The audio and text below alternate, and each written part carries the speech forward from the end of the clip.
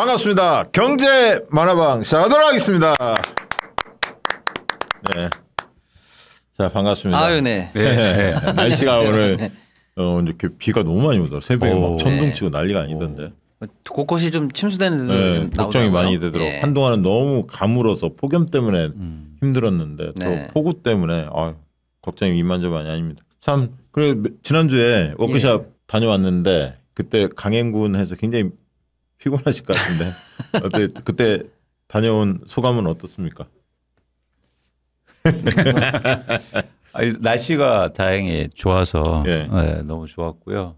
또 오래간만에 그 시외에 가니까 예. 또 기분이 좋더라고요. 근데 생각보다 많은 분들이 또 와주시고 그리고 열정이 대단하셨어요. 예. 네, 그래서 저희가 거의 밤 11시 넘어까지 했나요? 예, 11시 한 10분인가 15분에 끝나고 네. 또 뭐 사람들 이제 뒤풀이하고 막 이랬잖아요. 그렇죠. 새벽까지 이어지고 아침에 또 풋살하고. 네. 근데 여러분하고 이제는 뭐 이렇게 주식 관련된 그리고 투자 관련된 얘기를 또 나누고 현장에서 여러분들이 뭘 또 힘들어 하시는지 들으니까 저도 공부가 많이 됐습니다. 네. 그 우리 또 가는 버스 안에서도 질문 받고 끝날 때까지 끝난 게 아니었습니다. 정말 많은 분들이 뜨겁다라는 느낌이 들었고 근데 이제 조는 분이 없었잖아요. 다들 초롱초롱하게 뭐라도 건져가려고 정말 열심히 노력하는 모습 보면서 야 워크숍 하길 잘했는데 너무 힘들더라 준비하기엔. 근데 그럼 뭐 워크숍을 떠나서 여러분들이 그런 열정과 그 뭐랄까요 그런 관심을 좀 지속해서 가지셨으면 좋겠다. 네. 뭐 이게 주식시장에 막 오른다고 해서 관심 가졌다가 예를 들어서 빠지면 야 내가 뭘 했어? 주식하지 말라 했지. 이러고. 그러시 마시고 여러분들이 이런 관심을 지속적으로 가지면서 함께 해주셨으면 좋겠다는 또 생각도 가지게 됐습니다. 또 그 우리 박시동 평론가께서 허리가 좀 안 좋은데 요즘에 굉장히 힘들었을 거예요. 그 장시간 의자에 앉아갖고 막 답변하기가. 아닙니다. 뭐 진짜 멀리서 오신 분도 계시고 진짜 거기 있었잖아 인도네시아. 네네네. 인도네시아에서 오신 분도 계시고 뭐 제주도에서 예. 우리 또 고기까지 싸들고 오시는 분도 바람촌님도 계시고 그분들이 또 막 그 진짜 열정 가득한 눈빛으로 보고 계시니까 저도 뭐 열심히 이렇게 대화 나눌 수밖에 없었고 재밌었어요. 그런데 이제 준비하시는 우리 그 분들에 대해서 우리 박시영 TV 애청자 독자님들께서는 우리 또 숨어 있는 우리 제작진들에게 박수 한번 보내주시길 바라겠습니다. 왜냐면 이게 참 100 몇십 분이 오셔가지고 1박 2일 행사한다는 게 여간 쉬운 게 아니에요. 힘들더라고요. 얼마나 고생들 하셨을까 싶습니다. 힘들고 네. 진짜 어떤 분이 대학 MT가 왔다는 느낌이 들더라. 그 얘기는 저도 좀 약간 그런 느낌. 대학 MT 처음 갈 때 모르는 사람들이잖아요. 대부분 다. 그렇죠. 네. 설레는 마음도 있고 야 내가 모르는 사람도 1박 2일을 같이 지낸다고 이런 걱정도 있고 막 이러잖아요. 근데 그런 마음들이 많이 느껴졌는데 잘 그래도 서로 소통하고 노력하는 모습 보니까 든든했습니다. 네. 자 오늘도 한번 주식 이야기 이야기 한번 좀 깊게 들어가 보도록 하겠습니다. 지금 이제 주식시장 3,200 선에서 왔다 갔다 하고 있습니다. 오늘 조금 내리는 분위기인데 어제 오늘 지금의 지수 한 3,200 정도에서 왔다 갔다 하는 지금의 코스피 지수 어떻게 보고 계십니까? 두 분? 일단은 3,200까지 사실은 좀 쉬지 않고 온 거는 맞아요. 네. 지금 윤석열이 3년간 말아먹어가지고 네. 쭉 내려갔던 지수를 3주 만에 이제 커버한 거니까 속도는 확실히 빠른 겁니다. 그러니까 이제 당연히 야 3년간 묶여있던 게 위로 올라오니까 와 주식시장 되나보다 하고 이제 당연히 새롭게 오시는 분들도 계시지만 네. 그동안 묶여있던 돈들이 이제 차익 실현하는 부분도 좀 있고 이 3,000이 충분히 높은 지수냐 아니면 이건 시작에 불과하냐 이렇게 다양한 시선이 교차하는 건 맞죠. 그럼에도 불구하고 이제 우리가 이제 이 3,000 또는 3,200을 어떻게 볼 것이냐 그리고 앞으로 중장기적으로 어떻게 갈 거냐 여기에 대해서는 저희가 한번 좀 명쾌하게 말씀드려야 될 것 같아요. 근데 제가 얘기하면 안 믿을까 봐. 저보다는 권위 있는. 그리고 또 국내장이 좋다고 하면 또 국내 기관들 얘기하면 팔이 안으로 굽는다고 할까 봐. 양키들의 얘기를 좀 가지고 와봤습니다. 큰형님 JP 모건 형님이 세게 얘기했어요. 대놓고 얘기했습니다. 근데 이제 얘기는 길게 했는데 제가 볼 때 핵심은 딱 세 개예요. 하나는 5천 간다.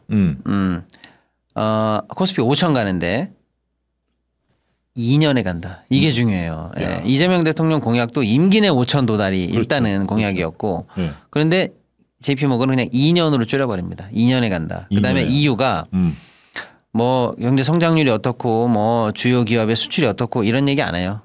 그냥 지금 한국이 하려고 하는 코리아 디스카운트 해소, 기업 지배구조 개선 요것만 돼도 5천은 매력 있는 수치다. 그럼 정부가 시장 개혁만 하더라도 원래 이야기 나오고 있는 것만 하더라도 5천 간다. 네, 심플하죠. 이것만 해도 5천 돼. 쫄지 마 이건 얘기예요. 그러니까 우리는 지금 뭔 얘기하고 있냐? 3천, 3,200. 물론 여기서 공방은 있죠. 당연히 차익 실현해야 되니까 공방은 있지만 이거 자체가 가본 적이 없는 수치라서 이거 꼭대기인가? 현기증이 난다. 무섭다. 고소공포증이다. 약간 그렇잖아요. 무서워 떨어질까 봐 이랬잖아요. 근데 쫄지 마. 저희 더 갈 건데 이런 얘기를 명확하게 해줬다. 원래 JP모건 이런 데가 그렇게 자신 있게 합니까? 좀 특이하던데. 아니 뭐 큰형님이라서 뭐 자신 있게도 얘기하고 좀 후려칠 때도 제 마음대로 후려치고 좀 그런 감이 있는데 아무튼 이게 제가 말씀드리고 싶은 건 이거예요. 지수를 바라보는 우리의 공포심이나 트라우마에 대해서 좀 이제 우리 스스로 좀 깨자. 3천만 대도 발발 떨지 않았냐. 그렇지. 이게 높은 수치가 아니다. PBR 1에 불과하다.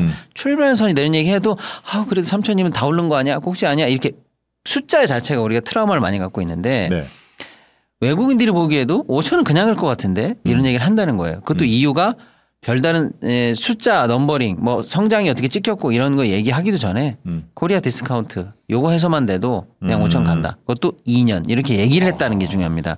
다소간의 재반박이 있을 수 있죠. 근데 그걸 지금 드리는 말씀이 아니고 5천이 멀지 않다. 쫄지 마. 그것도 무서운 거 아니야. 현기증 아니다. 이 얘기를 해드린 거고 그다음에 한마디를 더 했어요. 중간에 법 개정이 조금 늦을 수도 있고 왔다리 갔다리 할 수도 있는 거고 저항이 좀 부딪혔다도 갈 수도 있는 건데 일단 우리는 이 정부가 하려고 하는 정책은 신뢰한다. 그러니까 중간에 조정이 나오잖아. 그때 더 사. 이렇게 얘기했어요. 그랬어요? 네. 그때가 저점 매수 추격 매수 할 때야. 이렇게 얘기했어요. 이거 그 팁까지 줬네. 네, 이게 핵심이에요. 2년에 간다. 별다른 거 없다. 코리아 디스카운트 그거 믿고 간다. 그다음에 중간중간에 조정 나오잖아. 더 사. 이거 세 개예요. 뭐 JP모건이 그 얘기 했다고 해서 뭐 이재명 정부에서 특별히 혜택 받는 것도 없잖아. 걔네가. 그렇죠. 야. 이렇게 했고 국민의힘 쪽에서는 멘붕에 빠졌겠는데 그 얘기 그렇죠. 듣고 이건 뭐야? 꿈의 수정 아니라는 거예요. 그다음에 이제 한술 더 뜨는 이제 큰 형이 얘기했으니까 작은 형님들도 이제 또 얘기를 하기 시작합니다. 맥커리하고 이제 골드만삭스도 연이어서 이제 레포트를 냈는데 맥커리는 일단 4천 전망으로 올렸습니다. 4천 간다 한국 4천 간다 이렇게 얘기했는데 제목이 재밌어요. 리포트의 제목이 한국 놓치지 마. 그럼 외국인들한테 말하는 거네? 그거예요. 외국인들한테? 네. 한국을 놓치지 말라. 이게 제목이에요. 좋다, 좋아. 그리고 4천 간다 이렇게 얘기했는데 얘네는 이렇게 얘기했어요. 핵심이 이겁니다. 단기 이벤트가 아니야. 뭐 어떤 회사가 뭐 특허를 반짝했어. 무슨 뭐 반도체 뭐가 성공을 했어. 이런 게 아니라 이거는 10년짜리 구조적인 개혁이야. 한국 여기서 단기간에 이렇게 급등락할 거 아니야. 앞으로 10년간 갈 수 있는 큰 발판이야. 호흡을 길게 가. 이런 얘기고 한 소리 더 있어요. 그다음에 이렇게 10년 도달하다 이렇게 그래서 그리고 이렇게 해서 만약에 4천이 도달한다 쳐. 그러면 거기는 끝이 아니라 시작이야. 이렇게 했어요. 그럼 이 정도 얘기하면 외국인 매수세가 본격적으로 시작될 수 있는 거 아닙니까? 저는 뭐 이런 그렇게 보죠. 왜냐하면 윤석열이가 계엄했을 때 그때 이제 뭐 코스피 뭐 급락하고 난리 났잖아요. 환율 폭등하고. 그러면서 이제 막 화들짝 놀랐는데 화들짝 놀라면서 단기 급락이 나오고 이 얘기가 본사에 보고됐어요. 뉴욕이나 런던에 보고가 돼서 이 큰일 났다 한국. 군인들이 이거 뭐 총 들고 나왔다. 그러니까 그때 한국 장기 포션 2024년 말이잖아요 벌써. 2025년에 빨리빨리 2025년 계획 내에서 한국 포션 줄여. 이렇게 지금 얘기가 나왔었거든요. 근데 지금 뭐냐면 요 최근에 한 4조 정도 외국인이 한국을 샀어요. 생각보다 빨리 샀는데 2차 파고가 안 온다는 것 때문에 우리가 조금 걱정했거든요. 5월부터 6월 중순까지는 쫙 사더니 요 최근에 조금 덜 사네. 뭐지? 이게 좀 궁금했는데 요런 내용을 종합해 보면 이거죠. 한국 포션이 줄었기 때문에 마음대로 쓸 수 있는 돈은 많지가 않은 거예요. 그래서 현장에서 집행할 수 있거나 아시아 쿼터에서 집행할 수 있는 돈들은 이거 된다라고 해서 조기 집행이 끝난 거고 이제 본사가 검토하려고 시차가 걸린 거죠. 앞으로 어떻게 될 것 같아? 지금 이렇게 바싹 올랐는데 그랬더니 이러이러한 모멘텀이고 정부가 이렇게 하려고 하고 이걸 더하기 빼기를 맞춰보니까 괜찮다. 오케이. 그러면 한국 비중 올려라고 해서 중장기 포션이 확실히 이제 바뀌었고 그에 따르면 예를 들어서 한국 자기네들이 다루고 있는 게 만약에 10조인데 한국 비중이 예를 들어서 뭐 2% 3%인데 5%로 올려. 그럼 어디선가는 빼서 한국으로 돈을 넣어야 될 거 아니에요. 그 네. 포션 조정이 좀 시간이 걸리겠죠. 그럼에도 불구하고 이제 그런 시간이 이제는 다 왔다. 곧 오네. 네, 그 얘기예요. 그러니까 이제 7월 내에는 오겠네. 그거를 이제 우리가 확신하고 싶었는데 외국인들이 왜 오다 말까 이렇게 확신하고 싶었는데 이런 리포트들이 그런 확신을 보여주는 거죠. 좋게 볼게. 우리 그러면 장기 포션 확실하게 오버웨이트해서 올리고 준비해서 차분차분히 우리는 이제 우리 플랜대로 이제 들어간다 한국. 요렇게 우리가 봐도 된다. 네. 제가 볼 땐 이 흐름이 두 가지가 그거예요. 교훈은 하나 우리가 3천 4천 이렇게 얘기할 때 저거 박시동 이광수 저거 뻥이 심하네 저거 친명이라고 저것들 무조건 옹호하는 거 아니야? 아니라는 거예요. 그 숫자가 꿈의 숫자가 아니다. 쫄지 마. 거기 가도 별로 현기증 안 느낄 거야. 아니 뭐 그러면 JP 모건도 다 네. 친명이잖아. 그렇죠. 전 세계를 친명으로 통일하는 거야? 뭐야? 그거 하나. 그다음에 둘째는 이런 레포트를 내고 있기 때문에 외국인들이 이제는 중기장기적으로 확실하게 돌아올 수 있다. 수급은 대기하고 있다. 그래서 외국인 수급이 여기서 단기에서 끝난 게 아니다. 이 두 가지가 의미 있는 상황이 아닐까 예. 이렇게 봅니다. 근데 이런 이광수 대표님 이런 상승 장세에도 뭐 흔히 말하는 재미 못 보고 내 주식만은 왜 이렇게 자꾸 떨어져 뭐 이런 분들 많이 계시잖아요. 힘들어하는 분들이 여전히 이런 장세 개인 투자자가 좀 주의할 점 있다면 뭐가 있을까요?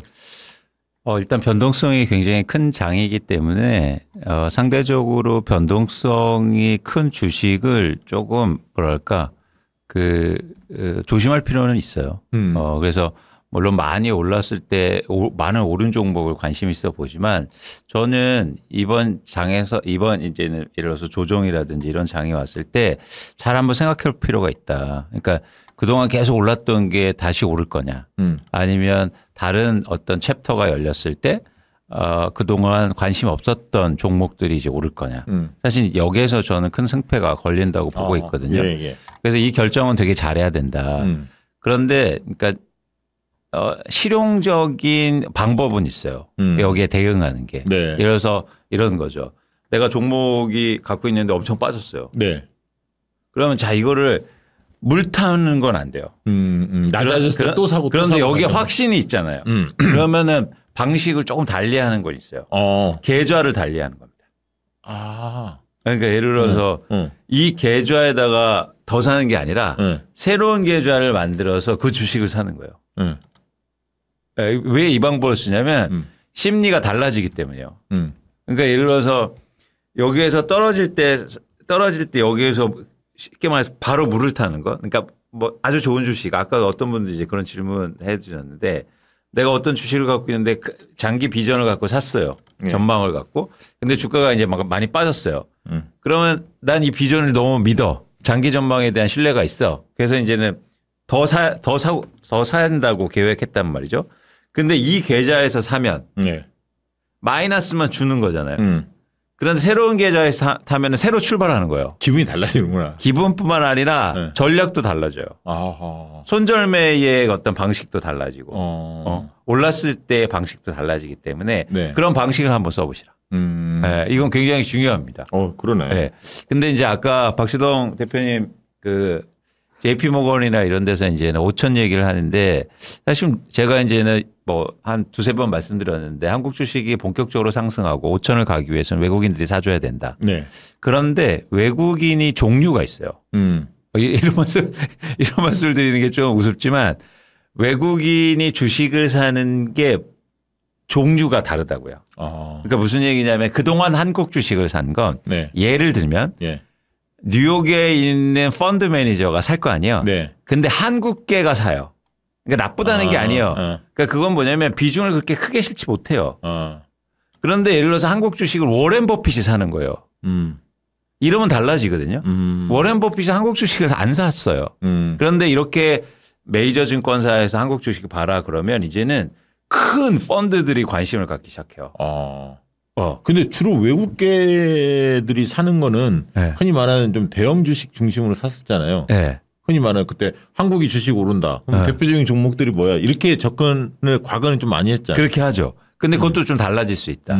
그래서 이번에 이렇게 뭐 JP모건, 그러니까 미국에서 금융을 얘기할 때 모건이란 단어가 되게 중요하거든요. 그러니까 모건은 미국의 주식시장과 금융시장을 이끈 사람입니다. 네. 영향이 그만큼 세다. 그렇죠. 예를 들어서 이런 거죠. 뭐 에디슨이 발명을 하잖아요. 그럼 다 돈이 모건이 됐단 말이죠. 그래서 미국 경제를 이렇게 이끌어온 가장 핵심의 금융의 황제죠. 근데 이 모건의 이름 단 회사들이 이런 의사표현을 한다는 건 굉장히 상징적이에요. JP 모건 스탠리.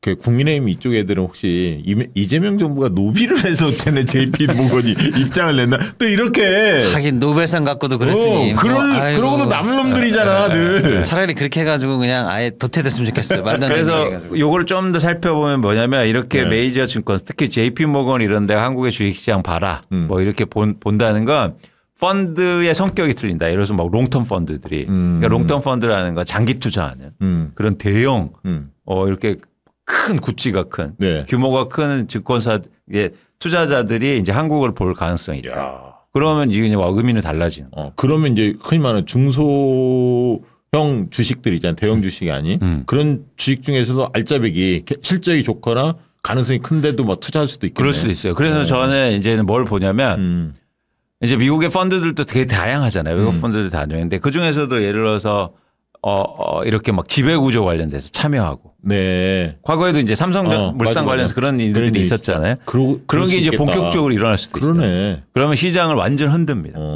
네. 이런 일들이 똑같이 어디에서 있었냐면 일본에서 있었어요. 제가 그래서 일본 얘기를 드리는 이유가 있어요. 그러면은 한국 주식시장의 색깔도 달라지고. 일본이 몇 배 뛰었잖아요. 두세 배인가. 네 배 뛰었던가요? 그러니까 그 변화 과정에서 외국인들이 들어오는데 그런 약점을 이제 찌르기 시작하는 거예요. 그게 이제 한국 경영진들이 기업 경영진들이 이제 긴장해야잖아. 긴장하죠. 투명하게 해야 하고. 긴장하죠. 제도도 바뀌었고. 지금 이게 얼마나 큰 변화냐면 상법도 바뀌고 뭐 예를 들어서 3% 룰 이런 것들이 생기는 게 내면적으로 보면 이제는 취약점이 드러날 거예요. 그래서 투자한 투자자들이 이제 목소리를 엄청 내겠죠. 그렇죠. 근데 외국인이 진짜 그걸만 전분을 한 외국인이 참여를 해? 네.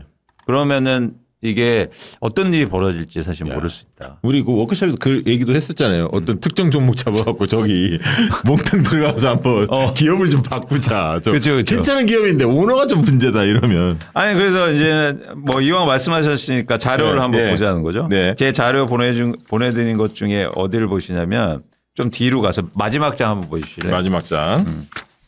예. 예를 들어서 이런 회사 한번 보세요. 이 회사가 시가총액이 1.3조 원인데 네. 현금성 자산이 1.9조 원입니다. 이게 외부에서 볼 때 웃긴 일이거든요. 네. 내가 현금을 1.9조 원 들고 있는데 시가총액이 그거보다 안 된다는 거예요. 이게 말이 됩니까? 그러니까 이런 회사들이 이제 눈에 막 띄는 거예요. 그래서 한국 공부해 보세요라고 했더니 그래 한번 볼까 했더니 이런 회사가 막 눈에 띄어. 그러면은 어떻게 하겠습니까? 이게 완전 저평가돼 있는 거 아니야? 네. 어떻게 하겠습니까? 그럼 예를 들어서 주주가 돼서 행동주의 펀드 이런 것들이 들어와서 이제 막 바꾸기 시작하면 완전 양상은 달라지게 되는 거예요. 야, 이런 회사 실제 이건 하나의 모델인 거죠. 실제 있는 회사죠. 실제 있는 회사예요. 어디예요? 궁금하다. 궁금해. 그러니까 이런 게 한국에는 지금 엄청 많다는 거죠. 그래서 첫 장 한번 보시면 제가 많이 말씀드린 것처럼 이게 전 세계의 주요 지수 대비의 PBR 지표인데 어떻습니까? 한국에 이렇게 올랐어도 가장 낮잖아요. 그러네요. 그러니까 자산의 평가가 제대로 못 받고 있다는 거예요. 그런데 저기에 이제 불꽃이 튀기기 시작했다는 거예요. 관심도 가져, 법도 바뀌어. 그럼 투자자들이 너무 싼데 한국 주식 왜 이렇게 싸? 미국 5.30이야 PBR이. 네. 대만도 거의 3배가 되지 않습니까? 그러니까 저러한 변화들이 있으면 의외로 여러분들이 생각지 못한 그런 어떤 종목 그리고 시장의 변화가 일어날 수 있다고. 그러니까 지금 4배를 뛰었다는 일본이 2.08이야. 우리의 딱 PBR 2배야. 네. 그러니까 5천은 어렵지 않은 수치야. 이것만 예를 들어 단순하게 따지면 저희가 PBR 2배가 가면 6천이 가는 거예요. 그러니까 6천이 가는 거죠. 6천이 가는 거죠. 알겠습니다. 네. 뒤에 또 설명을 해 주시죠. 또 장표를 좀 보면서 설명할까요? 그래서 이제 저는 여러분들이 전 이 맥락도 이해하셨으면 좋겠어요. 그러니까 저한테 어떤 분이 메일을 주셨는데 네. 아니 주가 오르는 걸 왜 이렇게 뭐라고 좋게 얘기하냐. 뭐가 좋다고. 아, 그래요? 그러니까 예를 들어서 난 주식 한 주도 없고 뭐 많은 분들이 사실 주식 투자 많이 안 하고. 그렇죠. 근데 주가만 오른다고 해서 우리나라가 좋아지는 게 뭐가 있냐. 저는 이재명 대통령 지지하는데 이재명 대통령이 주식 얘기하는 거를 잘 이해를 못 하겠다. 이런 말씀을 많이 하신단 말이에요. 근데 이 부분에 대해서 우리가 이해가 좀 필요합니다. 왜 지금 대한민국에서 주식시장을 얘기하는지. 그래서 코스피만 보면 이제 5천 얘기를 하니까 네. 제가 이거를 제일 먼저 그려봤지 않습니까? 맞아요. 제가 그때 대한민국에서 제일 먼저 그렸는데 네. 저걸 보는 순간 많은 분들이 야 너무 가파르다. 그런데 불과 저게 뭐 2027년까지이긴 하지만 어쨌든 저렇게 빨리 올라가는 게 과연 뭐가 좋을까라는 측면에서 여러분하고 오늘 이제 말씀을 드리고 싶은데 뭐냐면 다음 장 보시면 조금 더 구조적으로 이해하실 필요가 있어요. 그러니까 대한민국이 1인당 GDP가 3만 5천 달러 정도 돼요. 네. 그럼 우리나라 1인 가구가 평균 명수가 2.2명이거든요. 그러면 평균 가족의 GDP가 얼마야 되냐면 원화로 감안하면 1억 원이어야 됩니다. 즉 2인 가족이 1년 동안 1억 원을 벌어야 돼요. 근데 우리나라의 가계 연평균 소득이 얼마냐면 7천만 원밖에 되지 않아요. 네. 그러면 저 3천만 원은 어디 간 겁니까? 저 3천만 원은 기업이 1억 3천을 가져가고 있어요. 그러네요. 그러니까 한국의 GDP가 즉 생산이 이만큼 되는데 그중에서 파이가 개인은 7천만 원 가져가고 네, 네. 그리고 나머지 1억 3천만 원 누가 가져간다? 기업이 가져가고 있단 말이에요. 그러면 기업한테 예를 들어서 기업이 쉽게 말해서 우리가 노동하고 네. 근로소득하고 있는데 그게 충분히 배분되지 못하고 있다. 그런데 이게 계속 누적된 거예요. 그렇죠. 왜냐하면 그동안 우리가 뭐 한 해만 한 게 아니라 우리나라가 계속 이루어지면서 기업이 더 많은 잉여, 이익을 가져갔다는 거죠. 그래서 현금 보유 금액이 어마어마하다. 그렇죠. 그 얘기 하잖아요. 그렇죠. 그래서 가게한테는 안 가고. 네. 근데 왜 이 말씀을 드리냐면 이제 다음 장을 보시면 그래서 이제는 그 기업이 쉽게 말해서 노동자든 근로자들하고 나누지 못한 그 금액들이 다 내부로 유보돼 있단 말이에요. 그래서 PBR이 낮은 거예요. 그러니까 자산 대비해서 제대로 평가받지도 못한다는 거죠. 그래서 이재명 정부와 민주당은 뭐냐면 자, 저평가 해소해라. 그리고 주식시장 올려야 된다. 이 말의 속뜻은 뭐가 있냐면 그동안 안 나눠준 저 돈들을 국민한테 나눠줘야 돼라고 얘기하는 거예요. 그래서 이재명 대통령의 말 중에서 여러분 핵심으로 들으셔야 될 게 몇 가지가 있는데 그중에서 뭐냐면 배당으로 그렇지. 소비하게 해주겠다. 이 말이 굉장히 중요한 말이에요. 그러니까 그동안 국민한테 안 나눠준 즉 우리가 도와서 기업을 키웠잖아요. 네네. 기업은 그래서 돈을 많이 갖고 있어요. 근데 이제 한국이 저성장으로 가니까 기업들이 그동안 번 돈을 나눠주라는 거예요. 이게 실질적인 경제적 불평등 완화 조치의 해법 중에 하나죠. 뿐만 아니라 네. 경제 성장이 굉장히 중요한 코드라는 겁니다. 그렇죠, 그렇죠. 그러면 기업은 두 가지 선택을 하겠죠. 하나는 뭐냐면 알겠습니다. 배당 나눠줄게요. 그러면 가계소득이 증가하죠. 그렇지. 그럼 소비가 증가하면서 경제가 좋아져요. 맞아요. 자, 근데 어떤 기업은 나 싫어요. 나는 배당 안 할래요. 그러면 선택은 뭐가 있냐면 투자가 있습니다. R&D 투자, 뭐 그렇죠. 투자. 그러면 어떻게 됩니까? 우리나라 잠재 성장률이 올라가죠. 그렇죠, 그렇죠. 이것도 되게 중요한 부분이에요. 그러네. 그래서 지금 이재명 정부와 민주당에서 얘기하는 주식시장의 부양이 자연스럽게 이렇게 연결될 가능성이 있다는 겁니다. 예. 그렇기 때문에 우리가 지금의 저성장으로 갈 수밖에 없잖아요. 대한민국이. 그러니까 이게 주식 한 사람들만을 위한 이야기가 아니다. 국민 전체에게 돌아간다. 그렇죠. 근데 여기서 조금 더 우리가 혜택을 보고 보려면 주식을 가지면 배당을 많이 받을 수 있으니까 네. 그래서 우리가 주식 투자를 하자는 얘기예요. 그렇죠. 그런데 배당 안 해줄 수도 있어요. 아까 그 기업이요. 나 배당 안 해준다고 버티고 있거든요. 예. 그러면 뭘 하려고 하냐면 지금 M&A를 한대요. 그래서 신사업 투자하고 그러면 한국의 경제가 그만큼 좋아질 거 아니에요.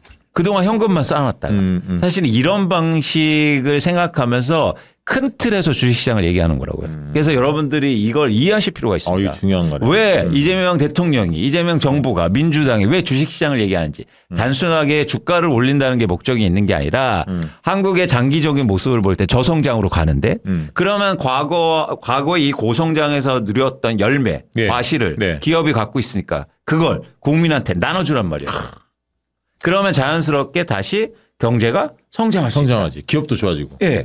이런 큰 틀의 방향 속에서 우리가 이걸 지지하고 함께 해야 된다는 겁니다. 그러니까 그 대선 때나 뭐 이럴 때 이재명 대통령 후보 공격 많이 했던 게 뭐 이재명 대통령은 포퓰리스트고 해서 뭐 흔히 이야기하는 지역화폐 뭐 이런 것만 할 거다. 빽 그렇게 호텔 경제학 뭐 이런 식으로 비판을 했잖아.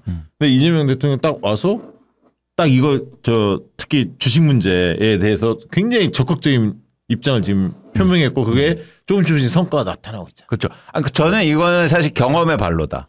뭐냐면 백수일 때 네. 주식 투자로 돈 벌어서 내가 좋네 돈도 써. 네. 이게 사실은 국가 경제로 간 거예요. 그러니까 무슨 얘기냐면 한국이 이제는 성장률이 떨어지면 이제 백수 조금 준백수 상태로 가는 거예요. 그럼 어떻게 소비하지? 어떻게 국가 기업들이 투자하게 만들지? 아주 중요하네. 그러면은 주식시장이 좋아져야 된다는 그러니까 거예요. 저성장 국면으로 갈 수밖에 없는 구조인데 전체적으로 여기서 주식시장 문제를 잘 하면 다시 성장 모멘텀을 확보할 수 있다. 그러니까 예를 들어서 뭐냐면 우리가 부의 효과라고 얘기하는데 네. 개인들이 자산이 늘려면 소비가 증가한다고. 네. 당연하죠. 근데 부동산 가격이 오르면 소비를 증가시키지 않아요. 돈이 없으니까 대출 받아갖고 다 이자가. 뿐만 아니라 더 좋은 곳으로 이사 가려는 탐욕만 많아져요. 아, 그렇죠. 근데 주식 투자에서 내가 주가가 오르고 배당을 받잖아요. 그럼 소비를 하기 시작합니다. 근데 이게 되게 중요한 게 우리나라 GDP에서 내수 소비가 차지하는 비중이 40%밖에 되지 않아요. 네. OECD 평균이 60%가 넘거든요. 그러니까 우리나라가 지금 가계소득이 현저하게 낮은 거예요. 소비할 여력이 없어요.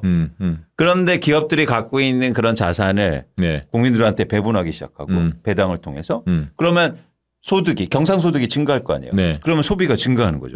그러면 내수 기업도 좋아지고 소비가 증가하면서 GDP가 다시 성장을 보인다는 겁니다.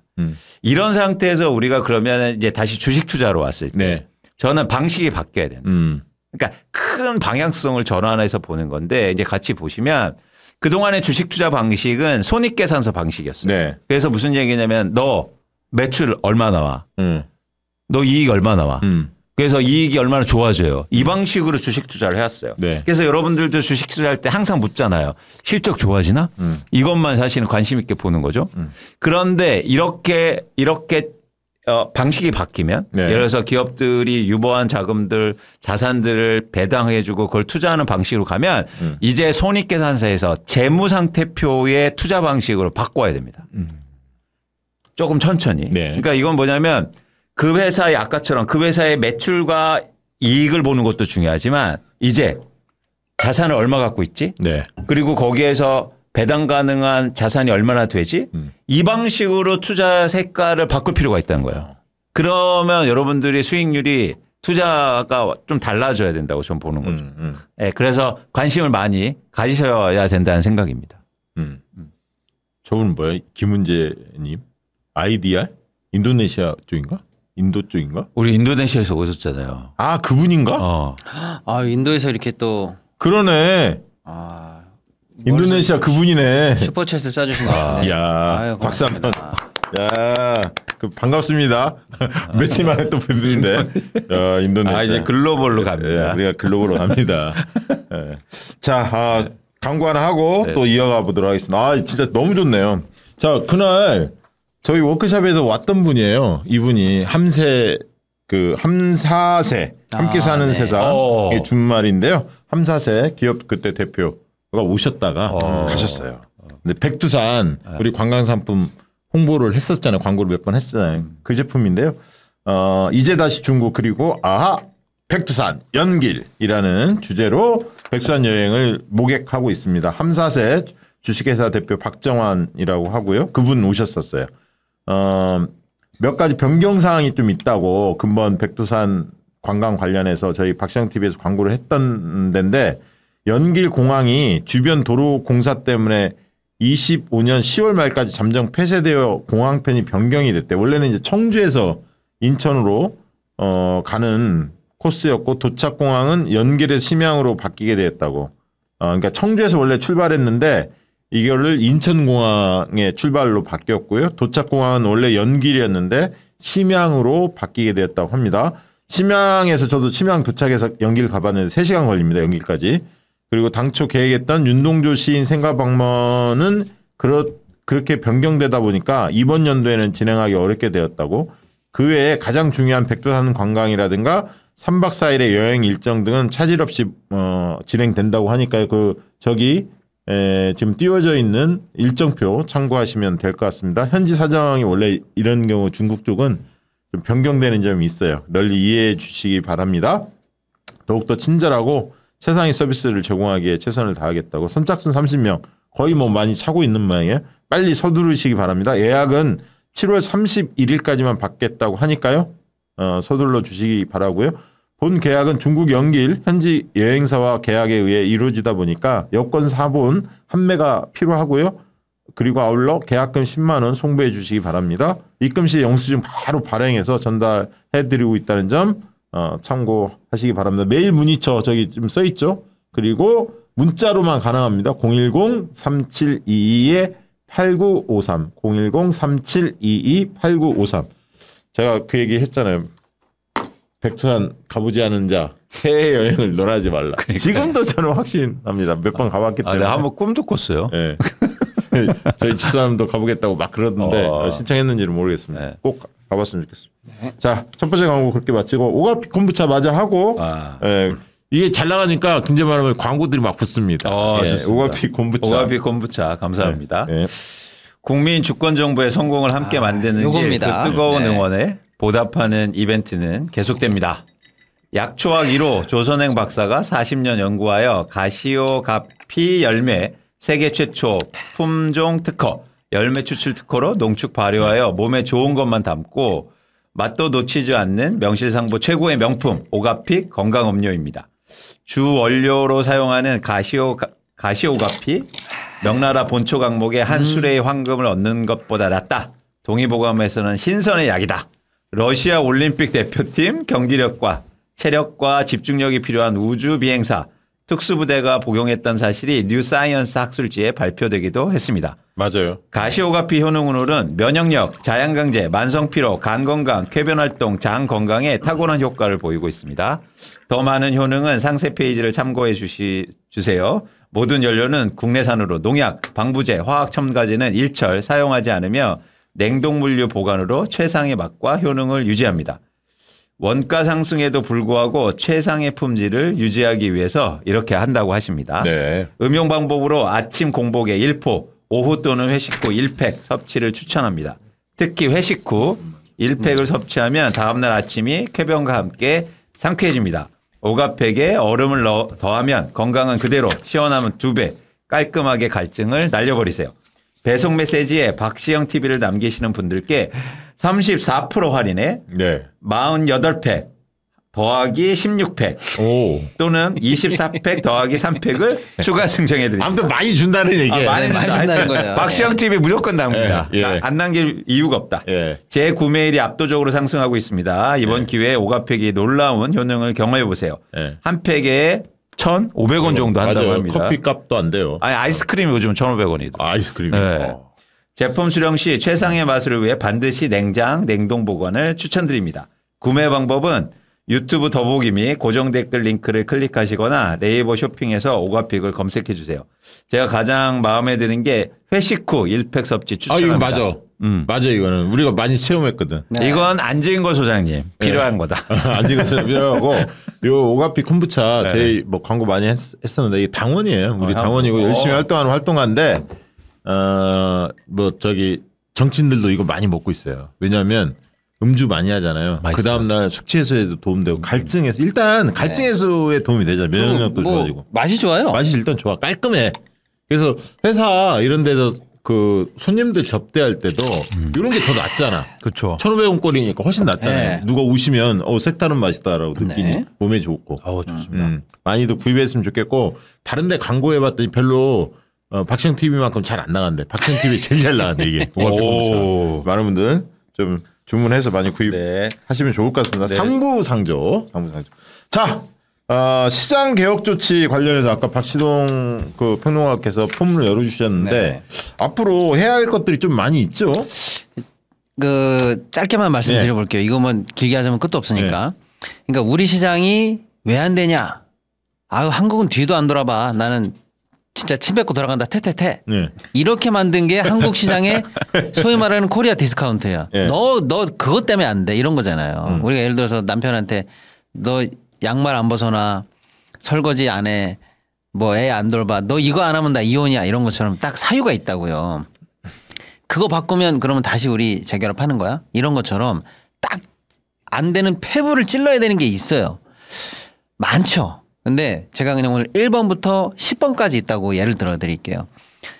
요거 되면 일단 큰 곱이 넘어가는 겁니다.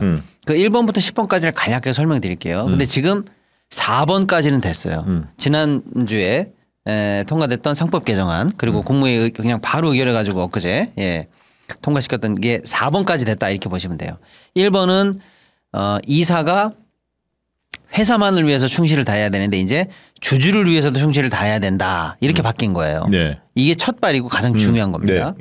그리고 두 번째 상법 개정안 통과된 게 뭐냐면 전자주주총회 이게 의무가 됐어요. 이게 뭐냐면 이제 드디어 내가 주주로서 이제 고려의 대상이 된 거죠. 아까 첫 번째 게 이제 임원들도 이제 우리 주주한테도 최선을 다해야 된대. 법이 바뀌었대.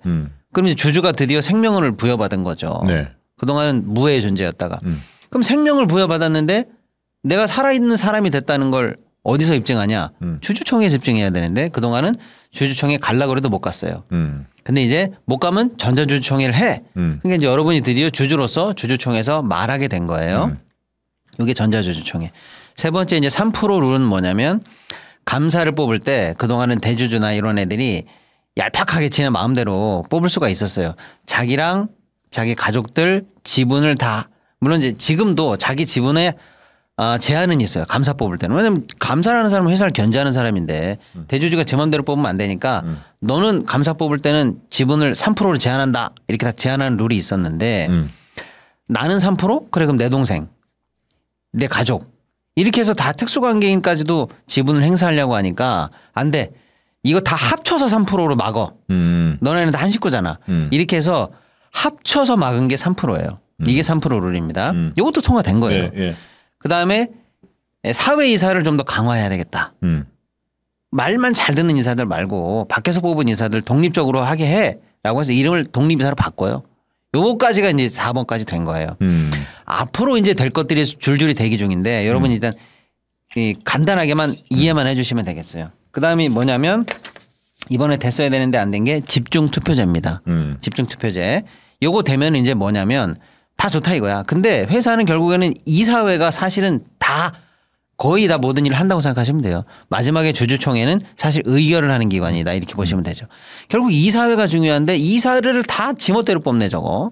그러니까 안 되겠어. 우리 일반 주주들도 이사회에 사람 좀 보내자 이런 얘기예요. 근데 이게 진짜 중요한 겁니다. 제가 볼 때는 지금까지 아까 4개 통과한 건 이제 말씀드렸잖아요. 근데 2, 3, 1번은 너무 중요한 거고요. 2, 3, 4번보다 이게 더 중요한 건데 이게 너무 큰 거기 때문에 못 들어갔어요. 근데 이게 반드시 돼야 돼요. 이사회에 우리 사람을 보내는 거는 민주주의입니다. 뭐냐면 그동안 재벌 오너들 자기네들 일가 친척 지분 다 합쳐봐야 20% 넘는 게 별로 없어요. 근데 20% 지분 가지고 이사회는 100% 뽑아버려. 이상하지 않아요? 네, 그러네. 미국도 그러지 않아요. 천하의 미국도. 일반 주주들이 2, 3억 뽑아요. 그러면 만약에 그런 일반 그 소액 주주의 대표성을 갖는 사람이 이사회에 들어갔다면 내용 자체가 굉장히 달라지죠. 삼성전자 주주들이 단결해가지고 안 되겠다 이광수를 보내자 보내는 거예요. 좋은데. 네, 박시동이가 맨날 정용진이 까고 다니니까 박시동이 저 신세계 주주로 보내자. 좋아. 이게 재밌다. 되는 거예요. 그동안은 안 됐어요. 이게 되게 만들려면 어떻게 해야 되느냐. 집중투표제가 돼요. 소수 주주들이 야 우리는 우리 표를 한 방에 몰아가지고 이광수한테 몰표 넣을 거야. 박시동한테 몰표 넣을 거야. 이게 되면 이사회에 드디어 이광수, 박시동이 주주 대표로 들어가게 되는 거예요. 이게 되는 게 재벌들이 제일 싫어하는 거예요. 내가 마음대로 기업을 지배하는 건 첫째 지분, 그다음에 이사회인데 이사회에 이제 내가 내 마음대로 뽑지 않은 사람이 막 들어오는 거예요. 그래서 감나라 배나라 하면은 야 이게 아니지 이런 사람이 이제 나오는 거죠. 그래서 이게 제일 중요하다. 집중투표제. 그 다음이 감사위원 분리선출. 이번에 됐어야 되는데 이것도 안 됐어요. 근데 이거는 뭐 아까 집중투표제에 비하면 제가 볼 때 100분의 1 정도로 약해요. 별로 중요한 거 아니에요. 되면 당연히 좋죠. 근데 뭐냐면 감사위원을 뽑을 때 이사들하고 한꺼번에 뽑아버려. 그러니까 누가 누군지 모르고 뽑아버리는 거야. 근데 이제는 뭐냐면 이사 뽑는 거 끝내고 자, 이 사람은 이제 감사합니다. 이렇게 하고 투표를 따로 하는 거예요. 그럼 주주들이 정신 바짝 차리지. 저 사람은 견제할 사람이지 경영할 사람이 아니잖아. 그럼 멀쩡한 사람 보내야 되겠네. 이렇게 따로 뽑으라는 거예요. 예. 아무튼 요 두 개가 빠르면 이번 달 안에 늦어도 9월 안에 될 것 같아요. 이거는 굉장히 중요합니다, 여러분. 자, 그 다음에 들어갈 게 물적 분할 같은 거 할 때 주주 이익 보호한다. 이거 많이 아시죠, 여러분? 여러분이 LG화학에 투자했다가 LG에너지솔루션 분사하면서 뚜껑 무지하게 뒤통수 맞은 거 아닙니까? 요거는 많이 이해하고 있죠. 이런 거 앞으로 할 때 주주 보호 조치를 똑바로 해라라는 걸 지금 준비 중에 있는데 이건 조금 좀 죄송한데 지금 거래소가 그러면 이렇게 하면 되지 않을까요? 라고 의견을 하나 냈어요, 엊그제. 근데 제가 볼 때 솔직히 그래서 기사에는 이제 물적 분할도 쉽게 못 하는 거야 막 이렇게 했는데 솔직히 제가 볼 때는 부족합니다. 그거 갖고는 안 돼요. 그거 가지고는 JP모건 형님들한테 만족 못 시켜. 더 세게 나와야 됩니다. 좀 부족합니다. 일단은 그래서 물적 분할, 인적 분할 각종 이런 분할 상태에서 주주 이익 보호하는 조치가 어쨌거나 민주당이 준비하고 있다. 요거가 좀 잘 돼야 된다. 그다음이 배당 소득 분리과세. 이거는 이제 회사가 배당을 주면 그동안 세금을 쉽게 말하면 이제 많이 냈는데 분리과세가 되면 사실은 이제 절반이 아니죠. 지금은 예를 들어 재벌들은 한 49% 내는데 15.4만 내면 되니까 굉장히 배당 관련한 소득이 세금이 낮아지는 거예요. 그러니까 배당을 많이 하는 회사를 확실하게 이제 챙겨주겠다 이런 움직임이니까 이거 굉장히 중요한 개혁 조치인데 이거는 상법, 자본시장법, 세법 또 각종 회계 준칙을 다 건드려야 되기 때문에 한다고 해도 조금 테크니컬하게 오래 걸릴 것 같아요. 그래서 이거는 이재명 대통령께서 많이 반드시 이야기했던 부분이에요. 그 디테일한 안이 좀 쉽지가 않아요. 집중투표제? 그냥 그럼 하는 건데 이거는 어디까지 그러면 과세 혜택을 주고 어떻게 할 것인지 이 디테일한 테크니컬한 게 좀 걸려요. 그래서 하반기 안에는 돼야 된다. 이런 게 이제 걸려 있고요. 또 하나는 증권 관련한 집단 소송이 있어요. 이거는 지금 제가 가끔 말씀드리는데 우리나라는 육심으로 돼 있어요, 사실은. 그러니까 여러분들이 아무리 억울하고 회사가 우리를 막 뒤통수 치고 막 전환사채 막 발행해가지고 거덜을 내도 소송을 해야 되는데 소송이 어려워. 그래서 증권 관련 집단 소송을 개혁해야 됩니다. 그런데 지금 제가 말씀드린 여러 가지 개혁 조치들을 할 때 재벌들이 너무 심한 거 아니냐? 이재명 정부 우리 너무 뒤통수 치는 거 아니야? 라고 하니까 재벌을 달래기 위해서 배임죄를 조금 약하게 해주겠다라는 얘기가 스물스물 나옵니다. 말은 되는 얘기예요. 왜냐하면 우리는 지금 배임죄에 너무 많이 몰려 있어요. 왜냐? 근데 그게 다 이유가 있어요. 우리가 아까 얘기한 것처럼 뭐 LG로 뒤통수 맞고 뭐 자사주로 뒤통수 맞고 맨날 뒤통수 맞는데 억울해도 소송해도 아까 얘기했잖아요. 육심이냐? 안 돼. 뭐 배상해도 안 돼. 주주총회 가도 안 돼. 다 안 돼. 그러니까 결국 마지막에 요만큼 남아있는 게 뭐냐? 너 왜 회사 임무를 배반하는 결정을 했어? 라고서 배임죄로 달라드는 거예요. 그러니까 배임죄가 이뻐서가 아니라 그거 말고는 하소연할 데가 없어서 배임죄에 너무 몰려 있어요. 그러니까 사실 배임을 처리하는 건수가 너무 많기 때문에 배임 좀 낮춰줘라는 게 재벌들의 요구인데 우리는 한 번 더 들여다보자는 거죠. 왜 배임 가지고 이렇게 너희들한테 시비가 많이 걸리는지 알아? 니네들이 그동안 이런 걸 안 했기 때문이야. 그리고 니네들 그럼 감옥 가기 싫지? 그러면 돈으로 물어줘. 그래서 사실은 원래 감옥 보내는 게 중요한 게 아니잖아요. 얘네들이 뭘 잘못했으면 소송으로 해결해서 민사로 받는 게 중요하지. 그래서 지금 우리가 하려고 하는 이런 개혁 조치를 하는 대신에 재벌들에 대한 파트 거래용으로 배임죄를 완화해 주려고 하는 움직임이 있는데 저는 이게 반대라는 거예요. 지금 하려고 하는 개혁 조치로 배임죄랑 파트를 치지 말고 증권 관련이라든지 여러 민사 상사 관련한 소송을 완화해 준 이거를 우리가 쉽게 할 수 있게 해주고 배임죄를 완화해 줘야 된다는 거예요. 그러니까 배임죄 상대방이 거래에 이 딜 걸게 지금 말하는 이 코리아 디스카운트가 아니고 증권 관련해서 소송을 쉽게 해주고 잘못하면 니네가 돈을 물어주면 감옥 안 가도 되잖아. 요렇게 파트를 쳐주면 좋겠다라는 아이디어를 내드립니다. 그다음에 이제 최근에는 이소영 의원이 또 요즘 열심히 하시더래요. 열심히 하시던데 또 주주 경영 제한권 관련한 발의를 또 했어요. 이거는 뭐냐면 아까 제가 1번부터 한 10번 정도까지 주요한 개혁사항이 있다고 했잖아요. 이게 지금 제가 다 말씀드린 건데 이거는 뭐냐면 그게 다 된 다음에 11번 정도 되는 거예요. 근데 이소영 의원이 이걸 지체 없이 지난주에 발의했어요. 뭐냐면 앞으로 우리가 주주로서 대접받게 해주겠다라는 게 이사의 충실 의무가 바뀐 거잖아요. 그다음에 그러면 이제 주주총회를 내가 가야지 하는데 못 갔잖아요. 그래서 전자주주총회를 하도록 했어. 이게 이제 드디어 내가 주총회 참석까지 하게 된 거야. 근데 가보면 어떻게 돼요? 안건을 다 지네 마음대로 이사회들이 정해놨어요. 우리는 결국 이런 거를 논의했으면 좋겠다. 이런 얘기를 하고 싶어도 안건 상정을 안건을 상정이 아니라 제한도 안 돼. 그동안 법에 어떻게 됐냐면 주주총회에서만 결정하도록 되어 있는 필수 주총 사항이 있어요. 예. 그거에 관해서만 주주들이 그것도 6주 전에 제안하도록 돼 있어요. 지분도 굉장히 까다롭게. 그러니까 사실 주총에 이제 가게는 됐는데 가보면 다 걔네들이 정한 안건에 걔네들이 정한 판에서 겨우 투표하는 정도예요. 근데 이소영 의원이 뭘 정했냐. 주주총회 필수 의결 사항이 아닌 것도 주주가 제안할 수 있도록 한다. 그리고 요건도 훨씬 낮추고 그다음에 3주까지만 주총 3주 전까지만 제안하도록 하면 된다. 그럼 이제 뭐가 되는 거냐. 주주들이 하고 싶은 말을 이제 하도록 안건을 만들 수 있다는 거예요. 네. 그러면 이제 그 얘기를 주주총회에서 다뤄야 돼 의무적으로. 그러면서 물론 불결도 될 수 있죠. 부결되거나 또는 주총에서 가결되는데 회사가 안 할 수도 있죠. 네. 권고적 제한 같은 경우에. 네. 그러면 안 하는 이유까지 설명하도록 해놨어요. 이제 드디어 주주가 사람으로 인정받고 주총에 참석하게 되고 네가 원하는 말을 하게 되는 거예요. 이 시스템이 있더라고요. 이걸 이소영 의원이 정확하게 이해하고 있더라고요. 제가. 예, 아무튼 이런 개혁 조치들이 쭉 나올 건데 여러분 이거 하나하나마다 다 점핑할 수 있는 호재니까 한번 좀 생각해 보시죠. 지난번에 그 자사주 의무 소각 이 문제를 한번 설명을 했기 때문에 뺀 거 같고요. 그것도 중요하고요. 자, 시장 개혁 조치 쭉 짚어봤고 여러분들이 질문을 굉장히 많이 올려주시는데 오늘 조금 질문을 다 가능하면 받아드리려고 합니다. 시간을 조금 5분 10분 더 써서라도 다 받을 테니까 너무 걱정하지 마시고요. 자, 하루 힘 홍삼 광고 하나 듣고 질의응답 여러분 질의응답 받도록 그렇게 하겠습니다. 네, 여름에 힘드시잖아요. 홍삼으로 원기 보충, 기력 보충하시고요. 자, 우리 국민주권정부의 성공을 함께 만드는 길에 보답하는 이벤트 차원에서 저희가 준비한 상품입니다. 그렇지, 그거죠, 그거. 요거 하루 홍삼, 하루 힘 홍삼. 네.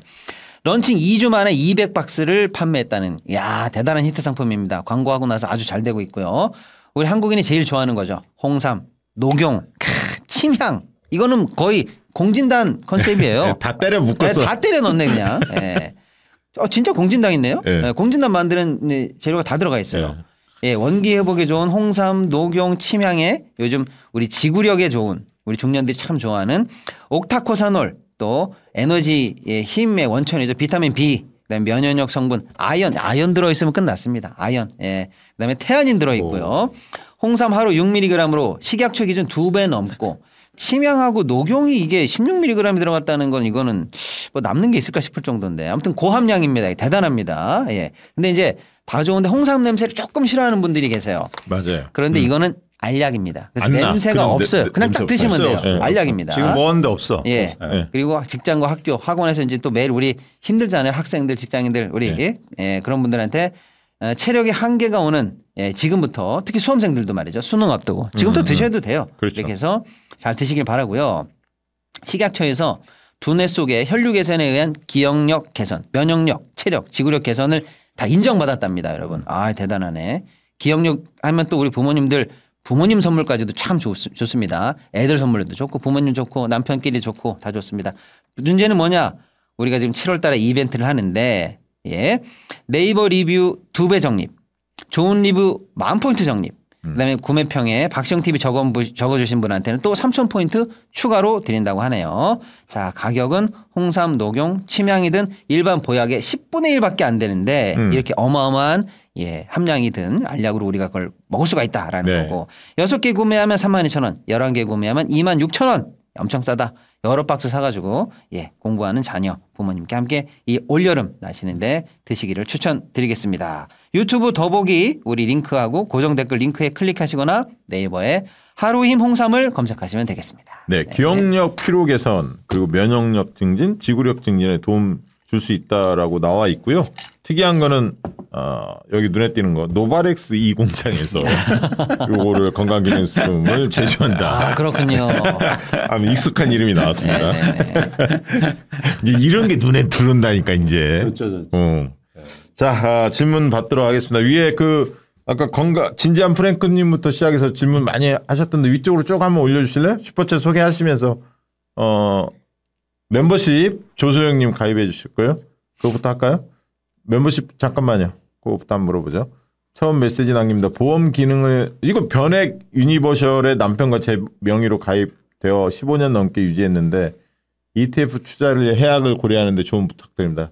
변액 유니버셜 저거 이야기 많이 저희가 이야기 많이 했는데요. 보험은 보험입니다. 보험은 투자 상품이 아니에요. 그러니까 돈 벌려면은 보험으로 하시면 안 돼요. 이거 만기하면 이자가 어떻게 되고요 이런 거 속지 마세요. 꼭 변액이 아니더라도 보험은 최소한의 위험 보장으로만 들어야 되고 전체 여러분이 갖고 계신 자산이라든지 투자 포트폴리오에서 보험의 비중이 높으면 절대 안 됩니다. 네. 최소한의 위험 보장만 해야 돼요. 일단 그걸 염두에 두시고 그런 의미에서 변액 보험은 다 사실은 이제 투자 기능이 들어있다라고 하는데 그거 수익률 얼마 안 됩니다. 수익률 좋은 보험 못 봤어요. 그러니까 일단은 부정적이다. 투자의 관점에서 보면 그렇게 생각하시면 되는데 문제는 뭐냐면 지금 저분이 15년을 넘게 유지했다는 게 문제예요. 그러니까 단박에 해지하시기를 이기는 좀 어려울 수가 있어요. 다만 저 보험 안에서 꼭 들어야 되는 필수 기능 있잖아요. 그거를 다른 보험으로 바꿔 타시거나 유지하는 측면에서 어느 정도 포션을 조정한 다음에 투자로 생각하셨던 금액 정도는 여유 금액으로 빼서 다른 투자를 하시기를 추천드리겠습니다. 네. 고맙습니다. 진지한 프랭크님. 자, 좀 올려주시죠. 예. 박시동 선생님 워크샵 때 우리 활동 열심히 하신 분인데 메세라 및 낙업 해제 관련 질문 답변 주시나요? 그때 물어봤는데 좀 알아본다고 그래. 네네네. 아직은 못 알아봤어요. 근데 제가 왜 못 알아봤냐면 아무튼 저 선생님이 메세라 관련한 질문을 주셨는데 좋은 질문이라고 생각해요. 근데 제가 메세라를 가끔씩 체크하고 있는데 호재밖에 없어요. 근데 이게 락업 관련해서 뭔가 지금 노이즈가 있는 것처럼 뉘앙스를 주셔가지고 조금 더 알아볼게요. 다만 오늘도 호재가 또 떴어요. 구글에서 메세라에 어마어마하게 또 투자한다는 거예요. 그리고 저 선생님이 원래 주셨던 인수 관련한 질문이었던 걸로 제가 추측을 하는데 화이자가 메세라를 사나에 만회했거든요. 왜냐하면 화이자가 비만 관련해서 뭘 하려고 해도 안 돼. 계속해도 실패해. 그러니까 우리는 안 되겠다. 차라리 저거 잘하는 애들 사자. 이런 측면에서 메세라 관련해서 트라이가 있거든요. 네. 근데 그렇게 됐을 때 그게 악재냐? 아니에요. 호재예요. 이런 말씀 드렸고 오늘 구글에서도 메세라가 왠지 경구용 비만 잘할 것 같은데 라고 해서 투자한다는 얘기가 밤사이에 나왔어요. 그러니까 아무튼 메세라 관련해서는 일단 제가 파악하기로는 큰 악재는 없어요. 그런데 이제 구체적으로 어느 투자자한테 락업이 어떻게 걸렸는지 그게 언제 풀리는지 그거는 제가 다시 한번 나중에 다시 한번 조금 더 연구해서 알려드릴게요. 고맙습니다. 깡님 슈퍼챗 보내주셨습니다. 고맙습니다. 와니파파님 저분도 글 많이 쓰시는데 박시영 이광수 박시동님 사랑합니다. 네 응원 글이었고요. 수부타이님도 이분도 글 많이 쓰세요. 감사합니다. 질문은 채팅으로 올리겠습니다. 이렇게 했고 슈퍼챗 보내주셨고 아까 인도네시아 김은재님 감사합니다. 워크숍 준비하시느라 정말 고생 많았다고 많은 분들의 시간과 노력에 감사드리며 커피라도 한 잔 대접하고 싶은 마음으로 이 글 잘한다고 다시 한번 감사. 그때 이광수님이 한번 질문 받아주셨죠, 저분.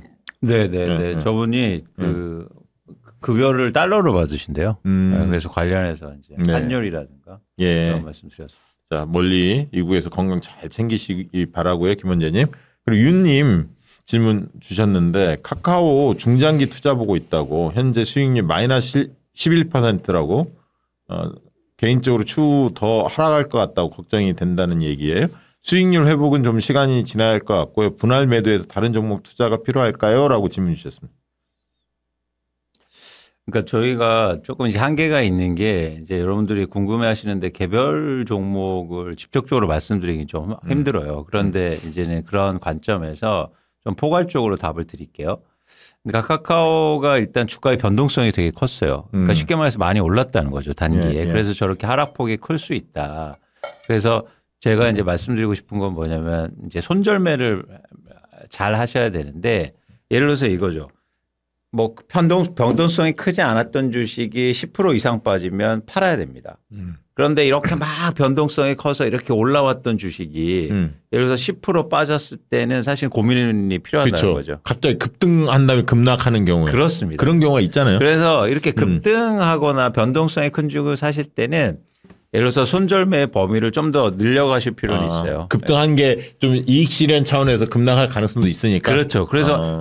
그래서 이제 급등하거나 이런 종목을 좀 유의하실 필요가 있어요. 마음의 준비를. 어떤 마음의 준비? 이거는 그러니까 저는 항상 주식을 살 때 뭐라고 생각하냐면 이 주식은 무조건 떨어질 거라고 사요. 그러니까 많은 분들은 야 이거 오를 거야라고 사죠. 근데 저는 이건 떨어질 거야라고 사요. 그러면 그 떨어지는 타이밍에 딱 사는 겁니까? 아니요. 마음가짐을. 마음가짐을. 그래서 떨어지면 맞췄네 하고 팔아요. 오르면 내가 틀렸네 해서 좋아를 갖고 있고.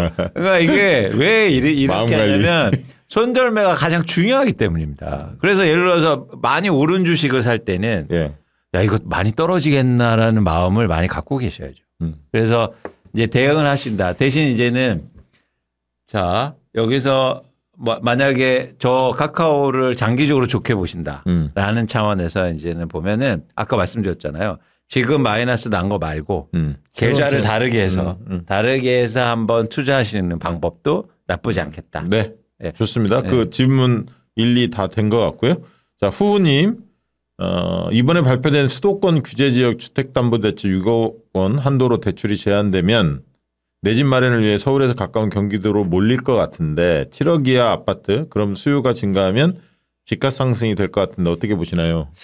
그러니까 저는 저게 제한적이라고 보는 이유가 뭐냐면 지금의 수요의 패턴 그리고 어떤 거냐면 계속 갈아타기를 하면서 일종의 가격이 비싼 지역으로 이동하는 수요였거든요. 네네. 근데 이런 수요가 반대로 이렇게 올라가기는 힘들다. 반대로 변하기는. 그 얘기는 뭐냐면 지금 말씀하신 것처럼 그러면은 서울을 못 사니까 경기도로 사야겠다라는 마음의 시장이 아니라는 거예요. 지금 시장이. 그래서 저럴 가능성은 굉장히 적다고 보고 있습니다. 네. 이장님 뭐하노? 저 아이디 죽인다. 이장님 뭐하노? 멋진데요? 파란색 농부래요. 대통령 선거나 용기를 내서 생애 첫 주식으로 포스코 홀딩스 조금 투자해서 수익률이 30% 이상에서 수익률 많이 냈다는 얘기잖아요. 근데 어제부터 떨어진다고.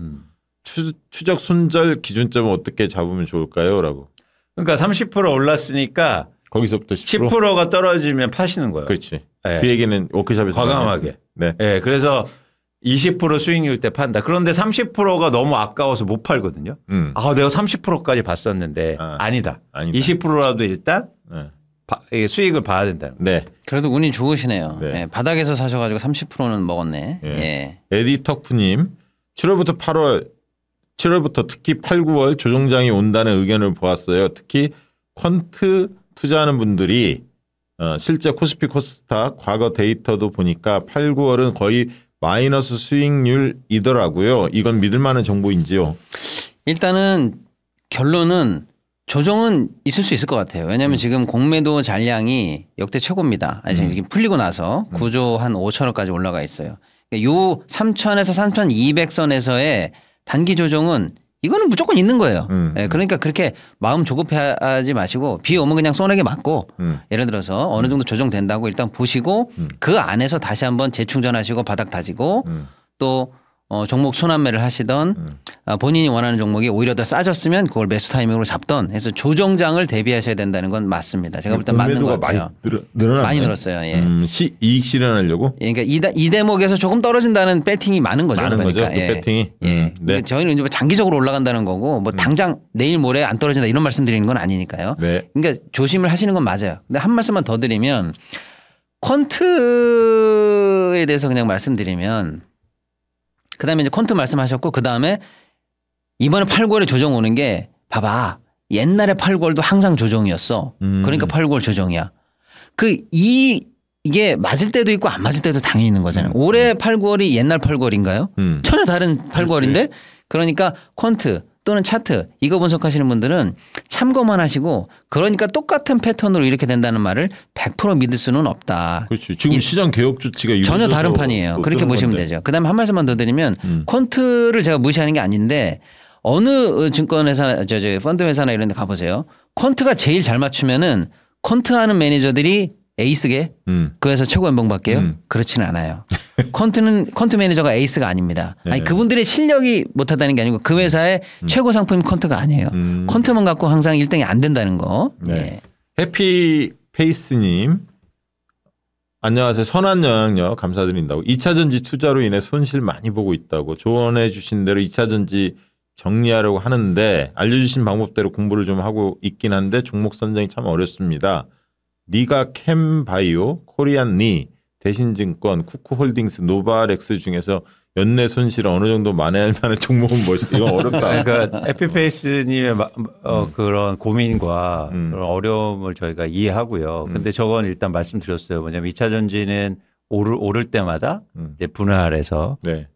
매도하시라라는 말씀을 한번 드렸고 계속 그렇게 하셨으면 좋겠고요. 한 번에 파는 것보다.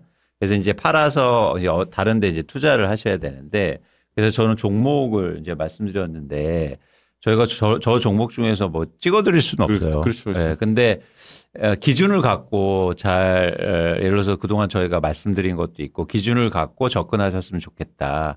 그런 기준에 분명히 부합되는 종목들도 눈에 띄거든요. 그래서 그 선택을 잘 하시고 이제 오늘도 말씀드렸잖아요. 그러니까 주식시장의 색깔이 좀 달라질 수 있어서 그동안 예를 들어서 2차 전지는 대표적으로 어떤 주식이었냐면 매출이 증가하는 주식이었죠. 그래서 막 2차 전지 반도체처럼 돼. 그래서 매출이 엄청 증가할 거야. 5년 뒤에 막 두세 배가 증가할 거야. 실제로 그렇게 매출이 증가하기도 했고. 그런데 이제는 저는 시장의 판이 좀 달라진다고 보기 때문에 그런 판이 달라지는 거를 잘 보시면서 종목 선정을 하셨으면 좋겠다는 말씀 드립니다. 뭐 이광수 대표님 방송 계속 저희 방송 들은 분들은 잘 아시겠지만 건강기능식품이라든가 증권주 이 얘기는 계속 했잖아요. 근데 이제 눈여겨봐라. 그 중에 이제 매출이나 실적들 잘 따져봐라. 근데 이제 예를 들어서 저기 종목을 저렇게 한 5개를 올려주셨잖아요. 근데 저 선생님이 예를 들어서 뭐 하나를 팔으셨다고 쳐요. 그리고 그러면 지금 몇 종목 갖고 계실 거 아니에요. 그럼 저기 있는 거 5개를 지금 다 사실 건 아닐 거 아닙니까? 그렇죠. 저걸 또 다 사야지 이렇게 하시면 안 된다는 거예요. 예. 종목은 저희가 공부할 수 있는 수준으로 자기가 관리할 수 있는 수준으로 너무 넓히시면 안 되고 뭐 제가 저 중에 어느 게 좋다 어느 게 나쁘다라고 말씀드릴 수는 없지만 다 의미가 있는 걸 그래도 골라오셨어요. 감각은 조금 있으신 거예요. 예를 들면 리가캠은 왜 골라왔을까? 이유가 있으실 거예요. 그게 맞는지 그냥 씰이 파보세요. 대신도 이유가 있겠죠. 뭐 자사주 어쩌고 저쩌고. 홀딩스도 마찬가지입니다. 쿠쿠도. 노바렉스도 마찬가지입니다. 다 이유가 있어요. 나름대로는 그래도 보는 안목이 있으신 그러니까 분이시구나. 그 중에서 어느 게 더 내 취향에 맞고 내가 볼 때 이 포인트가 나는 뭐 예를 들어 자사주 포인트야. 아니면 나는 뭐 지주사로 갈 거야. 아니면 나는 실적 베이스로 분명히 간다. 뭐 이렇게 해서 본인이 취향껏 딱 선택하셔야 되지. 저걸 근데 비슷한 점은 별로 없어요. 교집합은. 그러니까 쭉 흩뿌리지 마시고 저 중에서 마음에 드는 걸 다 파보셔도 제가 볼 때 공부할 만한 걸 뽑아 오시긴 했었어요. 한두 개 선정하면 되겠네. 저 중에 안나님 타이거 국채 들고 있는데요. 트럼프가 저번에 금리 올랐을 때 깜짝 놀랐던 것 같은데 요새는 국채 금리가 올라도 별 반응이 없는 것 같아요. 하반기에는 금리 내려갈 거라고 보시는 전망이 유효할까요? 금리. 일단 미국의 경제를 감안할 때 지금의 금리 수준은 높은 상황이고요. 그래서 트럼프도 어쨌든 금리 얘기를 계속합니다. 심지어 뭐 연준 총리를 사퇴시키겠다 이런 얘기까지 하고 있으니까 이제 방향성이 중요한데 이런 일단 뭐 노이즈들이 끼니까 사실은 단기적으로 뭐 그러니까 금리 변동성이 큰데 어쨌든 장기적으로는 금리 인하의 방향성을 뭐 예측하고 있고요.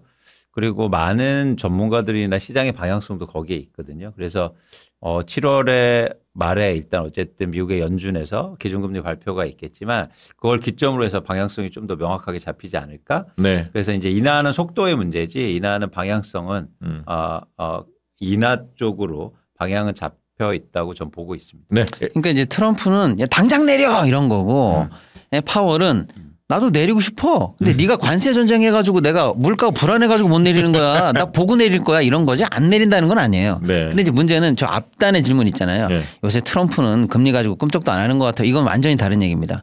트럼프를 현재 쉽게 말하면 매드맨 도라이 아닙니까?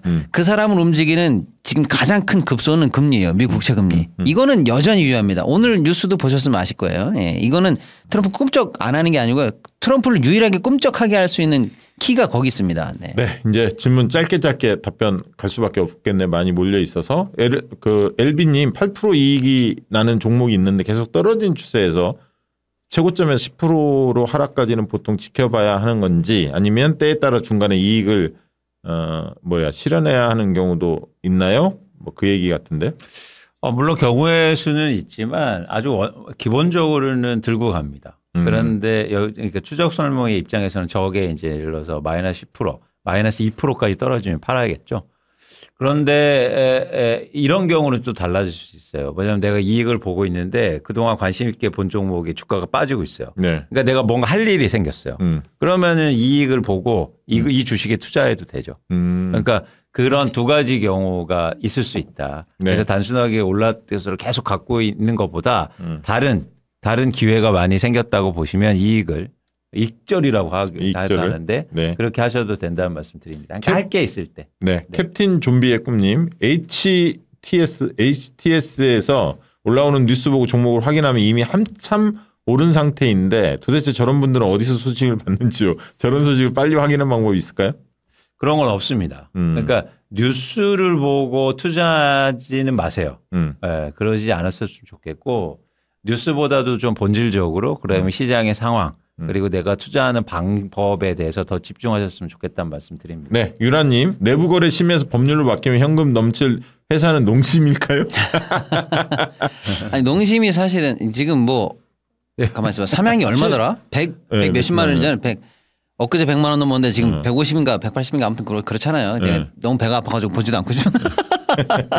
근데 사실은 농심이 못 따라가는 이유가 있는데 이게 위기랑 제가 볼 때는 강점과 단점이 다 같이 갖고 있어요. 어쨌거나 삼양만 K푸드를 혼자 리드할 수는 없잖아요. 그렇죠. 당연히 신라면도 있고 농심도 기업 볼륨은 훨씬 크고 그리고 농심이 갖고 있는 장점이 있어요. 네트워크라든지 해외 공장에 바로 지금 미국이랑 중국 공장이 있기 때문에 맘만 먹으면 바로 더 돈을 때려 버가지고 더 할 수 있어요. 장점이 있습니다. 근데 다만 불닭같이 외국인들이 직접적으로 사면서 해외 매출을 일으킬 만한 히트 상품이 아직 그 단계까지 안 나왔다는 거예요. 이번에 근데 K-팝 그 데몬드 헌터스 거기에 라면 먹는 게 좀 나왔지. 라면이 완전 뜨겠던데 더. 그렇죠. 아니, 라면은 일단 떴고 제가 라면 아주 초창기에 처음 얘기할 때 라면을 제가 어디에 비유해드렸어요? 라면은 파스타. 파스타처럼 된다. 파스타는 계속 뜬다. 그러면 삼양만 뜨겠냐고. 농심도 뜰 가능성이 있다. 예, 그렇게 해서 일단 뭐 중장기적으로는 신라면이라는 파워, 회사의 그렇지. 볼륨, 가지고 있는 아까 말씀드린 돈도 좀 있고 돈 많아요. 돈 많고. 근데 이제 요 최근에 영업이익이 좀 떨어져요. 요 최근에 장사를 조금 못했어. 예, 그런 걸 좀 보시면 될 것 같은데 당장에 지금 미리 농심 저점 들어가야지. 급하다 이제 농심 뜬다 이제 막. 이제 저분들이 다 그거라니까. 네, 그렇게까지 급하진 않아도 된다. 급하진 않아도 된다. 알겠습니다. 부릉부릉님 그날 와서 뭐 또 많이 물어보시던데 부릉부릉 하면 박시동 평론가 팬인 것 같은데 이건수 대표님한테 그때 많이 물어본 것 같은데 약간 종교처럼 믿는 두 분 믿습니다. 그래서 자산의 많은 지분을 주식으로 옮기고 있어요. 큰 부자도 아닌데 제가 슈퍼챗 여러 번 쏘는 이유는 Cheers to Cheers 스페셜 땡ks 시동님. 아유 감사합니다. 그래. 네. 고맙다고. 네, 부릉님. 자, 그다음에 피오로드님 네이버와 HMM 들고 있습니다. 좀 늦게 들어와서 네이버는 오늘 기준 마이너스 7%입니다. 여기서 더 빠지면 광수형님 말씀하신 대로 손절매 포인트에 도달하게 될 것 같은데 더 기다리면서 봐야 할 상승 기대 시점이나 이벤트가 있을까요? 아니면 알려주신 대로 마이너스 8에서 10% 선에서 손절해야 할까요? HMM은 언제 상승 기대할 수 있을까요? 일단 손절매 원칙은 지키신다. 근데 아마 많은 분들이 실행을 못 하세요. 그래서 저는 피오르드님이 이번 기회에 그걸 실행하는 연습을 한번 해보셨으면 좋겠습니다. 네. 근데 좀 이제 네이버가 많이 올라서 조정받는 게 있으니까 손절을 좀 나눠서 해보시는 것도 좀 방법이지 않을까. 그리고 뭐 종목이 오를까 내릴까는 사실은 저희가 이제 예측하기는 좀 어려운 부분이 있지만 이렇게 투자하는 방법에 따라서 좀 유연하게 접근하시면 충분히 잘하실 수 있다. 네이버 가지고 있는 분들은 좀 기다릴 필요 좀 있는 거 아니에요? 앞으로? 뭐 그렇게 봅니다. 왜냐하면 당장 주가만 보고 이게 지금 10이 빠졌냐 올라갔냐 이렇게 하면 우리가 한 대로 하면 되는데 그거 말고 큰 틀에서 보면 아무래도 AI 문제라든지 그렇죠. 스테이블 코인 문제라든지 향후에 이제 정부 주요 정책 관련해서 그러니까요. 어느 정도의 상승 모멘텀은 있을 걸로는 봅니다. 네이버나 뭐 카카오나 뭐 카카오페이나 뭐 이런 등등은 좀 멀리 보고 판단할 필요도 있는 것 같아. 이건 단기에 판단한 것도. 그다음에 이제 HMM 물어봐 주셨는데요. HMM은 좀 지위가 독특합니다. 저거는 그냥 우리나라에 하나밖에 없는 해운사라고 보시면 돼요. 나머지 해운사가 좀 있지만 지금 우리나라 아시아나 없어져가지고 이제 대한항공 하나 딱 남은 거잖아요. 그냥 그렇게 보시면 돼요. 그럼 뭐 그런데 빠질 일은 별로 그래서 없겠네. 이제 자체적으로 보면은 야 해운운임이 올라갔어? 국제 물동량이 좋아지고 있나? 뭐 어쩌고 이런 거에 따라서 이익이 왔다리 갔다리 하니까 그거를 보시는 게 맞는데 그거 관련해서 지금 뜬 게 아니에요. 해수부 이전 그 HMM 네, 거기 그 HMM입니다. 근데 지금 왜 뜨고 있냐면은 HMM은 그래서 지금 조만간에 이제 정부도 지분이 많거든요. 지금. 그래서 매각하려고 그러다 못했어요. 아무튼 저번에. 그러다 보니까 정부 시행하려고 하는 이 정책에 순응하겠죠. 그러면 지금 정부 지분이 많다니까요. 산업은행이라든지 이제 뭐지 해외증권이 지분을 많이 갖고 있어요. 그러면 정부 정책에 순응하려고 했을 때 지금 뭐냐? 자사주 소각할까? 합니다. 정부 정책에 부응하지 않고 단정해서 단정은 못해. 아무튼 그 테마 때문에 오르는 거예요. 그러니까 이제 HMM 가능성이 있는 거예요. 그러니까 HMM 이렇게 보시는 미우나 고나 하나밖에 없는 회사. 오케이 그렇게 보시고. 그러면 이 자체가 올라가고 내려가고 하는 건 오늘 경영 잘했어? 해운운임 좋았어? 올해 실적 어땠어? 이렇게 보시면 되는데 그러면 지금 그 상황은 별로 안 좋아요. 그럼 떨어져야 되는데 왜 안 떨어지냐고 반문하실 때 혹시 정부 정책이나 이런 것 때문에 자사주 소각이 곧 오지 않을까? 이 기대 때문에 안 떨어지고 오히려 올라붙고 있는 상황이다. 이렇게 알려드리는 거예요. 제가. 윤채비님 슈퍼챗 감사하고요. 시간이 보물님. 국내 고배당 ETF 적금처럼 끈질기게 5년 10년 구매하려고 합니다. 미국이 곧 망하지 않을까 생각했는데 여러 가지 편법, 스테이블 코인 등과 세계 불안정의 원인으로 미국 달러화 패권은 현재 영원할 것처럼 보입니다. 그래서 한국 말고 미국은 생각지도 않았는데 전에 권해주신 AGNC 인베스트먼트를 한 주로 스타트했습니다. 감사합니다. 이거는 뭐 굳이 코멘트 하실 필요가 있어요. 시간의 보물님한테 한마디 드리는 건 고배당 ETF가 흥미로운 지점인데 지금 배당이 높다는 거예요. 그런데 방향성을 보세요. 지금 배당 높은 회사가 배당이 많아질까요? 배당이 적은 회사를 투자해야죠. 역설적으로 보면. 네, 그래서 조금 더 생각을 좀 해보셨으면 좋겠다. 계속 투자하실 거라면 오히려 저는 제가 증권사한테 제안할 거예요. 저배당 ETF 하나 만들어라. 그러면 얘네들이 배당 증가하면서 고배당이 될 거 아니에요. 이런 변화에 투자하셔야죠. 그러니까 예를 들어서 지금 주가가 오르고 지금 배당을 많이 해주는 회사를 하는 게 아니라 앞으로 배당이 많아질 회사, 앞으로 주가를 오르는 회사에 투자하시는 거죠. 그래서 그렇게 뭐 투자의 방향성을 미래를 보시고 하셨으면 좋겠다는 말씀을 드립니다. 네, 희수피님 슈퍼챗 보내주셨습니다. 고맙습니다. 한 5분만 딱 받고 이제 마무리해야겠네. 리오레오님 정책 수혜 섹터가 많은데 이 중에 옮겨가면서 엄청 상승했다가 실적이 나오기 전에 확 빠지고 다른 곳으로 옮겨가는 양상. 매출 상승 회의적으로 보이는 종목인데 저 PBR로 확 떴다가 빠지고 반복하는 모양새. 그래서 단타 유혹에 많이 휩쓸려요. 어떻게 대응하면 좋을까요? 지금 이제 시장의 분위기가 저런 상황인데, 그러니까 좀 불가피한 측면이 있죠. 그래서 이제는 여러분들이 뭐랄까요. 이 투자 방법에 대해서 투자를 어떻게 해야 되느냐. 손절매 잘 지키시고 또, 예를 들어서 이익이 났을 때 얼마나 또 그거를 잘 컨트롤할 수 있냐가 되게 중요해 보입니다. 그런데 이 대응이 잘 안 되신다면 저는 그냥 지수를 사시는 것도 괜찮겠다. 그래서 뭐, 코스피 뭐 ETF라든지 아니면 코스피 200 ETF 뭐 이런 것들에 대해서 투자하시는 분할해서 매수하는 것도 좋아 보입니다. 네, 나다님 삼성전자가 자사주 구매 후 소각한다고 발표했는데 지금까지 구매는 담보주식 반대 매매 때문이었다고 알고 있는데 얼마 전에 담보를 뺐다는 뉴스를 본 것 같은데 이번 매입 후 소각은 성격이 다른 건가요? 삼성전자가 소폭 오르고 있긴 한데 앞으로 성장 가능성이 있는 건가요? 현재가 최저라고 보고 장투 가야 할까요? 질문이 좀 복합적인데 예를 들어 삼성전자가 그 상속인이 뭐니 이것 때문에 담보를 잡혀 있잖아요. 그래서 담보 가격보다 이 주가가 너무 내려간다. 그러면 추가 담보 내든지 마진콜 당하기 때문에 주가를 받치려고 그러는 거 아니야? 그런 차원에서 자사주 소각 같은 호재를 발표해가지고 주가 띄우려고 그러는 거 아니야? 이런 질문이신데 해당 구간에 들어가면 그런 질문이 유효한데요. 그렇게 해서 마진콜 당할 수 있는 마지노선을 53,000원에서 57,000원으로 봐요.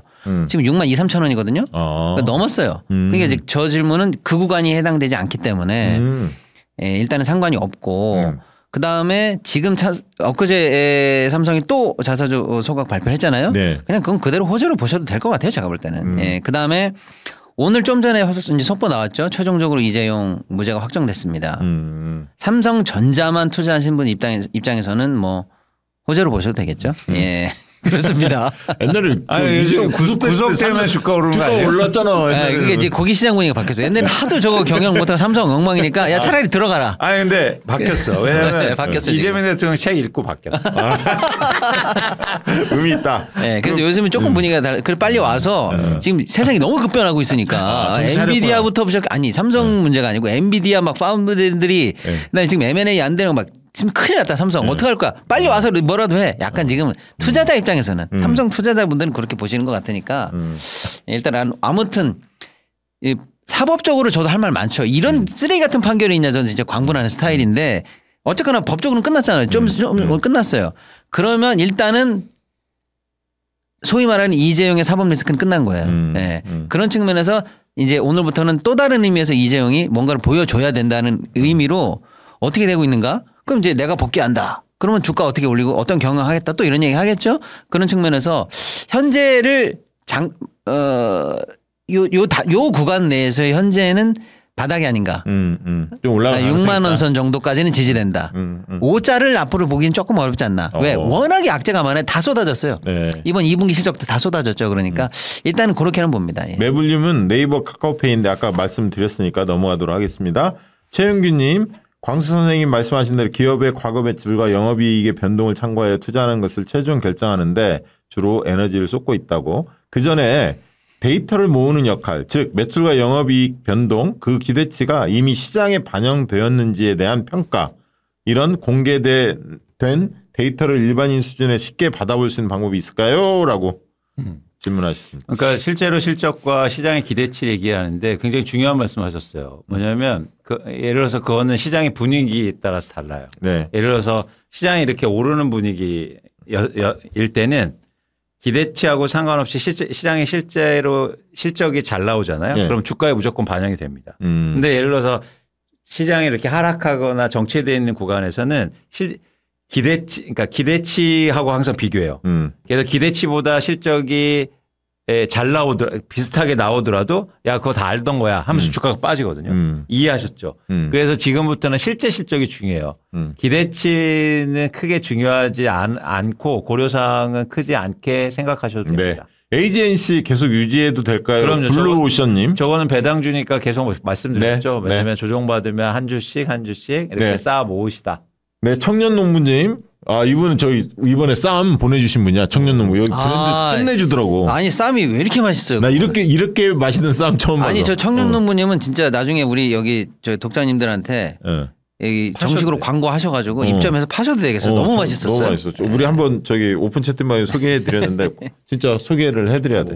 안녕하세요. 미국 국채 전망 어떻게 보시나요? 장기적으로 내릴 거라고 해주셨는데요. 라고. 그러니까 금리가 내려가니까 국채 가격은 이제 오를 것으로 보고 있고요. 물론 이제 한계는 있겠죠. 근데 추세적으로는 그렇게 보고 있습니다. 네. 자, 수부타이님. 잠깐만요. 수부타이님. 워크샵 풋살 경기에서 이광수 대표님이 어시스트로 한 골 넣는 영광을 그때 거의 자살골이었는데 현실에서는 두 분의 어시스트로 성공적인 투자하겠습니다. 질문. 두 분의 여러 방송 보시는 우리 편이 해야지 말만 하는 분들이 너무 많습니다. 계좌도 없고요. 설득에도 안 하시는데 그런 분들 어떻게 판이 바뀌는 이 시장에 참여하게 설득할 수 있을까요? 그러니까 주식 이거 해야 한다라고 이야기하는데 주변 사람 말 안 듣는 사람들 있잖아요. 어떻게 해야 하는지. 그냥 이렇게 해주세요. 야, 너 주식 왜 안 해? 그러면 무서워. 언제 주식 떨어져? 주식은 도박이야. 이러시는 분한테 그럼 너 뭐 하는데? 나 국민은행이 예금하잖아. 예금 얼마 받는데? 2%. 야, 국민은행 배당이 7%다. 치는지 모르겠어요. 지금 까먹었어요. 이제. 그러면 국민은행 가서 예금하지 말고 국민은행 주식을 사란 말이야. 이렇게 한번 해보세요. 네. 자, 내려주십시오. 얀님, 얀01님, 15년 가까이 모든 재산을 주식에 투자하고 있다고. 지금까지는 가치주 한 종목에 장기 투자만 해왔는데 경제만 한번 보면서 투자 방법을 바꿔보고 있다고. 혹시 이상적인 투자 비율이 있을까요? 안정적인 배당주, 뭐 고성장이 예상되는 정책 수혜주, 뭐 이런 등등. 그거는 투자 비율이 따로 있을 수 없고, 그러니까 뭐랄까요? 저는 정해져 있지 않다, 투자 비율은. 그래서 잘 보시고 지금의 시장의 상황 그리고 앞으로의 상황, 그래서 대신 너무 많은 종목에 투자하지 마세요. 제가 계속 강조하지만 많은 종목에 투자한다고 해서 확률이 높아지는 게임이 아닙니다. 네. 그렇기 때문에 소수의 종목에 그리고 자세히 공부하시고 또 특히 투자 방법에 대한 고민을 더 하셨으면 좋겠다는 말씀드립니다. 네, 그런데 저런 소수의 종목을 가지고 본인 내에서도 포트폴리오를 놓고 그렇게 생각해 보시는 입체적인 사고법은 좋으실 거예요. 예를 들어 조선이 좋아? 조선 하나 넣어야지. 뭐 방산이 좋아? 하나 넣어야지. 원자력이 좋아? 하나 넣어야지. 이렇게 해놓고 봤더니 알고 봤더니 다 한방 주식이야. 예를 들면은 이거는 조금 안정감이 떨어져. 예를 들면 그럴 수 있잖아요. 그런 측면에서 아니야. 이게 목표 수익률이 다 다른데 요건 조금 안정형이었고 요건 중급이었고 이거는 터지면 터지고 안 터지면 말면 손실이 크겠네. 이렇게 입체적으로 돌려서 보시는 것까지는 좋습니다. 네네. 그럴 필요 있겠네. 그럼요. 진짜. 네네네. 자, 마지막 질문 해야 할 것 같은데 메이샹님 11.2만 60% 마이너스 60%인데 투자 금액이 너무 커요. 이게 뭔 말이지? 이럴 경우 어쩝니까? 그러니까 마이너스가 60%인 것 같아요. 메이샹님. 네. 지금 구체적인 내용이 없어서 뭐라고 말하기는 참 애매하긴 한데. 그러니까 저는 계속 말씀드리지만 우리가 과거의 어떤 실수들, 특히 투자 실수들을 했을 때 그걸 계속 에코프로라네. 에코프로 메이샹님. 계속 그걸 생각한다는 건 전혀 도움을 안 되거든요. 그러니까 과거의 실수와 잘못된 걸 고치려면 새로운 걸 하셔야 돼요. 그래서 과감하게 예를 들어서 결정을 하셔야 된다. 그래서 이제 제안 드리는 건 뭐냐면 이제 전형적으로 2차 전지 관련된 건데 주가가 오를 때 조금씩 매도하면서 새로운 거에 투자하시는 그 방법을 권해드립니다. 아유, 참 힘내시기 바라고요. 네. 자, 오늘 뭐 질문 많이 받아봤습니다. 워크숍도 바로 끝난 다음 주라서 좀 많이 받아봤고요. 저희는 또 다음 주에 뵙도록 하겠습니다. 고맙습니다. 감사합니다. 양질의 상품을 착한 가격에 박시영TV.com